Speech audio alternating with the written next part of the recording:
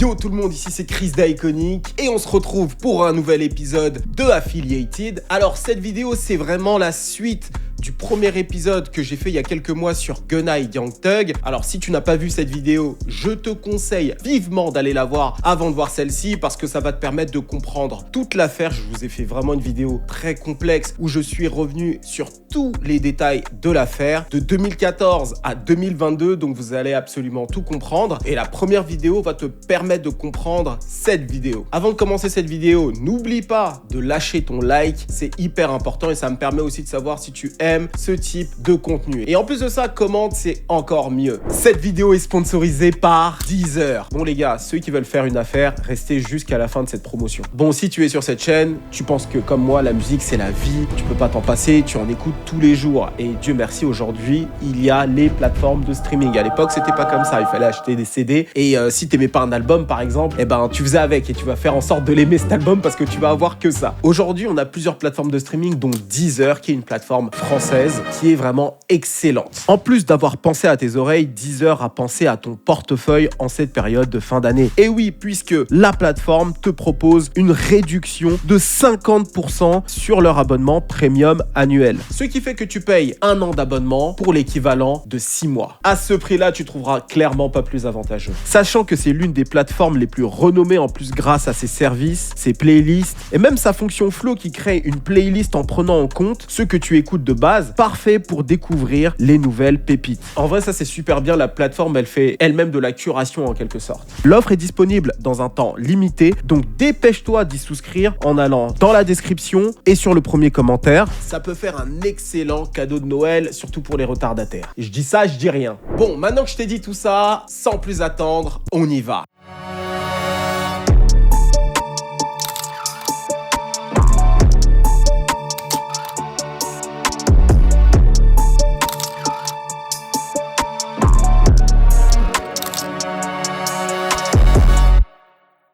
Bon, d'abord, je vais te faire un récapitulatif de tout ce qui s'est passé les mois précédents. Alors, on va essayer de faire vraiment court. On n'a pas besoin de rentrer dans les détails. Alors, le 9 mai 2022, Thug, Gunna et plusieurs autres membres de YSL ont été arrêtés à Atlanta pour des accusations liées à des activités de gang. Donc, ils ont été arrêtés sous la loi RICO. Et cette loi RICO, c'est pas les fédéraux, donc le FBI qui l'a mis en place, c'est l'État. Donc, c'est un state RICO. Donc, c'est différent. Donc, ce qui veut dire que c'est l'État de la Géorgie, donc les forces de l'ordre internes à la Géorgie, qui ont monté le dossier RICO pour faire tomber Young Thug et tout le YSL. Alors, les accusations tournent autour de plusieurs meurtres, dont celui de Donovan Thomas, Big Nut. Alors, un nom très important si tu as vu ma précédente vidéo. D'ailleurs, même pour ceux qui l'ont déjà vu, en vrai, re-regardez-la parce que ça va vous permettre de comprendre encore mieux celle-ci. Et en plus de ce meurtre, il y a eu une dizaine de fusillades et plusieurs autres crimes. Après plusieurs demandes de libération sous caution, alors en ce qui concerne Young Thug, il y en a eu 3 qui n'ont pas abouti, et pour ce qui est de Gunna, 4 qui n'ont pas abouti, ça annonce déjà la couleur. Alors lorsque ces libérations sous caution ne sont pas accordées, ça veut dire que le procureur considère que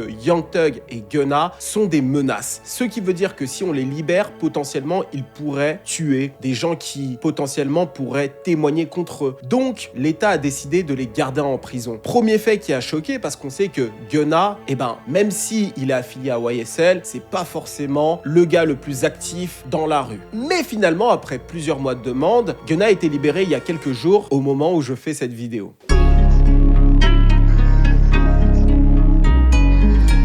Alors comment ça se fait que Gunna a finalement été libéré de prison? Tout simplement, il a accepté ce qu'on appelle un plea deal. Alors le plea deal, tu as sûrement déjà entendu parler de ça. J'en ai parlé dans mes vidéos de 6ix9ine. Alors un plea deal, si je dois traduire littéralement ce que c'est un arrangement, un plaidoyer de culpabilité. Ce qui veut dire que Gunna a admis que YSL était un gang en plus d'un label de musique et il a fait une déclaration. Il a dit très exactement: YSL as a gang must end. YSL as a gang must end. Is that your statement or acknowledgement? Yes. I became affiliated with YSL around 2016. Is that true as it pertains to you, Mr. Kitchens? Yes, ma'am. Et il a admis autre chose, c'est que les guns et la drogue qu'ils ont retrouvés dans une voiture lorsqu'il était avec Young Thug n'étaient pas à lui. You were present along with Jeffrey Williams, wherein hydrocodone, methamphetamines, and a firearm were recovered. These items did not belong to you. Yes, ma'am. Donc, s'il admet que cette drogue et que les guns qui étaient dans cette voiture n'étaient pas à lui, ça veut dire qu'ils étaient à qui?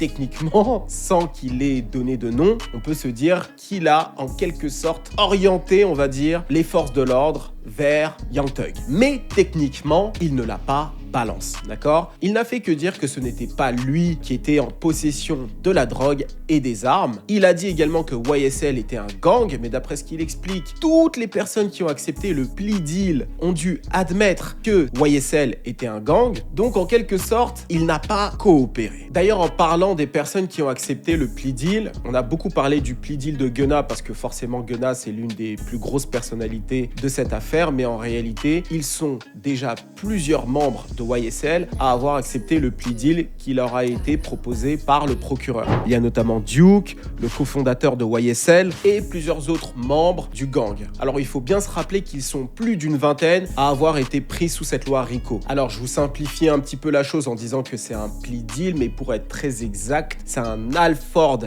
deal. Donc ça veut dire que Gunna n'admet pas avoir fait un crime, mais il comprend que c'est dans son intérêt de plaider coupable. Pourquoi? Parce que justement, il était en voiture avec Young Thug et qu'il y avait dans cette voiture des armes et de la drogue et qu'il était à côté. Et dans ce cas-là, il n'a pas commis un crime lui-même, mais donc c'est dans son intérêt, étant donné qu'il est sous la loi RICO, de plaider coupable. Alors pour ce qui est de la condamnation de Gunna, il a pris 5 ans de prison qui a été réduit à 1 année et le juge a commué sa peine en 7 mois. Donc 7 mois de prison et 4 autres années en liberté conditionnelle. Ce qui veut dire s'il fait une bêtise dehors, il retourne en prison. La liberté conditionnelle, c'est notamment ça qui a fait beaucoup de mal à Meek Mill. Il suffisait qu'il sorte au mauvais endroit ou qu'il soit avec les mauvaises personnes ou qu'il y ait un petit peu de chahut autour de lui pour qu'il retourne en prison. Bref. Et enfin, 500 heures de travail d'intérêt général. En plus de parler aux jeunes dans les écoles et leur expliquer que les gangs, c'est mal. Bien évidemment.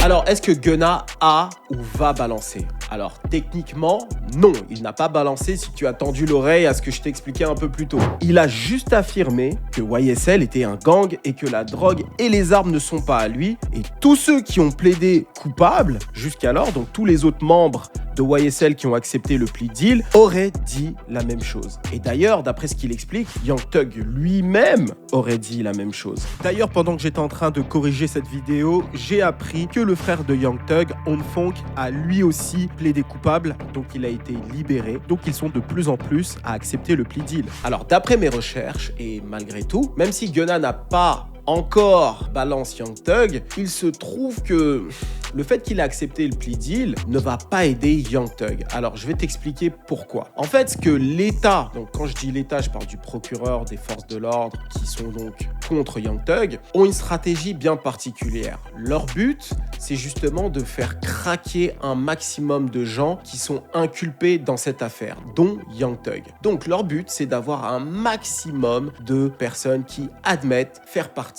d'un gang. Et ce gang, donc, c'est YSL. Et également, bien sûr, c'est d'avoir des témoignages. Alors les témoignages, ça peut être les accusés, ce serait le meilleur des cas. Jusqu'alors, personne n'a encore balance, ou alors ça va être des témoignages de personnes extérieures. Voilà, des gens qui auraient vu des choses. Par exemple, Young Thug qui commet un crime, etc. Dehors, tu vois, des civils qui auraient vu des choses. Et justement, le fait de cumuler un maximum de plea deal va renforcer le dossier de l'État contre Young Thug s'il va jusqu'au procès. Et comme ils sont considérés comme étant des gangsters, une seule personne qui admet n'est pas suffisant. Il faut plusieurs personnes qui admettent faire partie d'un gang et que leur version corrobore. Donc plus ils en ont, plus les versions corroborent, plus le dossier est efficace. Et donc il y a 2 scénarios possibles. Soit Young Thug, en voyant tout ça, en voyant que tous les autres membres de YSL ont pris le plea deal, Young Thug admet lui aussi faire partie d'un gang. Young Thug admet ses crimes et dans ce cas précis,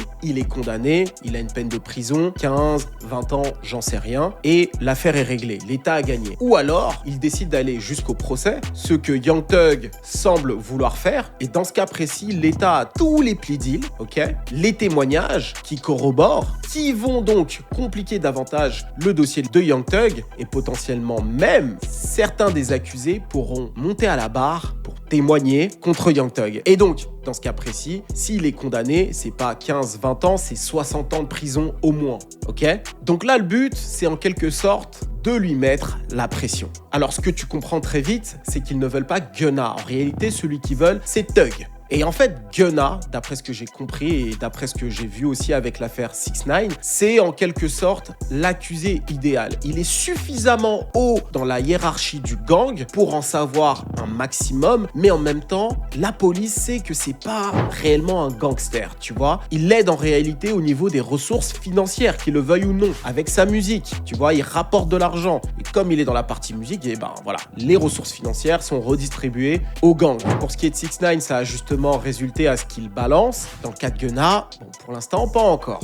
Alors, lorsqu'on regarde de plus près le plea deal, parce que j'ai fait mes recherches... En vrai, mes recherches, c'était simple. Hein, j'ai entrecoupé plein de vidéos d'academics, plein de vidéos d'avocats, et le plea deal lui-même, que j'ai trouvé sur Internet, et j'ai tout lu. Voilà. Et voilà ce qui est dit. On accepte de te libérer de prison, d'accord ? Tu n'es pas un criminel, mais tu as plaidé coupable parce que c'est dans ton intérêt. Par contre, voilà ce qu'on te dit aussi. Si tu es appelé par n'importe quelle des parties, tu devras témoigner sincèrement, très important ce mot, sincèrement, mais tu as en quelque sorte le droit d'utiliser ton 5e amendement si ça a des chances de t'incriminer. Mais Gunna, de base, n'est pas criminel. Donc, si on l'appelle à la barre pour témoigner, il ne pourra pas s'incriminer lui-même, étant donné que c'est déjà acté qu'il n'est pas criminel, tu vois. Donc, ça devient compliqué. Donc, si on l'appelle à la barre, il ne pourra pas invoquer son 5e amendement. Alors, désolé, je ne vous ai pas expliqué ce que c'était le 5e amendement. C'est en gros le no comment, ok? C'est ton droit de dire « je ne veux rien dire parce que ça risque de m'incriminer », d'accord? Mais sauf qu'il n'est pas incriminé dans ce cas précis. Mais il peut être appelé à la barre par l'une des deux parties. Donc en quelque sorte, il ne pourra pas invoquer le 5e amendement. Donc il devra dire la vérité et toute la vérité. Et donc voilà ce qu'on a aussi trouvé donc sur son plea deal. Gunna a juré qu'il a connaissance que des membres ou des associés de YSL ont commis des crimes pour le gang. YSL is a music label and a gang, and you have personal knowledge that members or associates of YSL have committed crimes in furtherance of the gang. Yes, ma'am. Donc, tu vas me dire que Gunna va être appelé à la barre pour parler et que justement, l'État ne va pas revenir sur ces points-là pour essayer justement de creuser un maximum. Et c'est là où les gens se disent, Gunna n'a pas encore balance, mais il peut potentiellement balance dans l'avenir. Alors ok, Young Thug est clairement dans la merde, hein, comme tu as pu le constater, mais récemment, il a eu une petite victoire qui est quand même importante.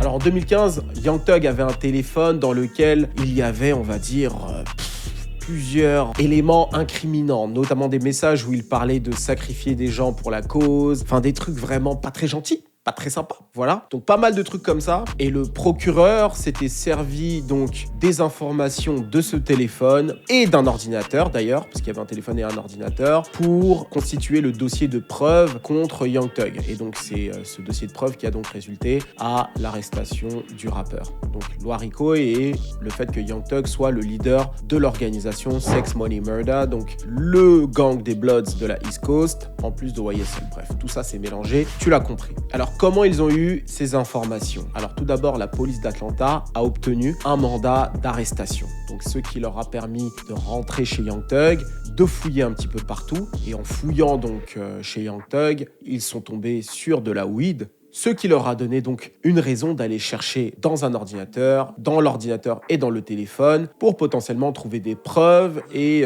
incriminer le rappeur et les gens de son entourage. Ils ont essayé de rentrer donc dans le téléphone et cet ordi, ils n'ont jamais réussi. Ils ont donc envoyé les deux objets électroniques à une société qui est experte en ça et cette société-là n'a pas réussi à rentrer dans le téléphone et dans l'ordinateur.